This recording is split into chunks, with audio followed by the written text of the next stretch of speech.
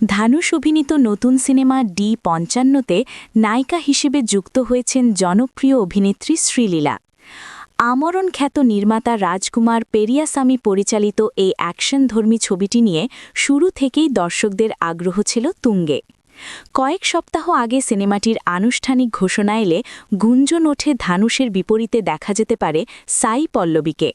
তবে শেষ পর্যন্ত নির্মাতারা সেই সিদ্ধান্ত থেকে সরে এসে শ্রীলীলাকেই বেছে নিয়েছেন প্রধান নারী চরিত্রের জন্য। সামাজিক যোগাযোগ মাধ্যমে প্রকাশিত এক ঘোষণায় নির্মাতা দল শ্রীলীলার নাম নিশ্চিত করে লেখে, এটা আপনি ভাবেননি, D55 সিনেমায় স্বাগত ঝলমলে শ্রীলীলাকে। ধানুষ নিজেও তার প্রযোজনা প্রতিষ্ঠান ওয়ান্ডারবার স্টুডিওর ব্যানারে নির্মিত এই ছবিতে শ্রীলীলাকে স্বাগত জানান। এই সিনেমার মাধ্যমে প্রথমবারের মতো একসঙ্গে কাজ করতে যাচ্ছেন ধানুষ, শ্রীলীলা, পরিচালক রাজকুমার পেরিয়াসামি এবং সুরকার সাই অভ্যয়কর, যিনি ছবিটির গান ও আবহ সঙ্গীত পরিচালনা করবেন।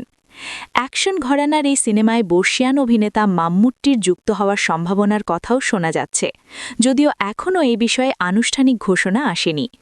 উল্লেখ্য, শুরুতে অন্য একটি প্রযোজনা সংস্থার ব্যানারে সিনেমাটি নির্মাণের কথা থাকলেও পরে সব সত্ত্ব ধানুষের নিজস্ব প্রযোজনা প্রতিষ্ঠানের কাছে হস্তান্তর করা হয়। কাজের দিক থেকে ধানুষকে সর্বশেষ দেখা গেছে হিন্দি সিনেমা তেরে ইশক মেতে। সামনে তার মুক্তির অপেক্ষায় রয়েছে অ্যাকশন থ্রিলার কারা। অন্যদিকে শ্রীলীলা সম্প্রতি তামিল সিনেমায় অভিষেক করেছেন পরশক্তি ছবির মাধ্যমে। সব মিলিয়ে D55 নিয়ে দর্শকদের প্রত্যাশা এখন বেশ উঁচুতে।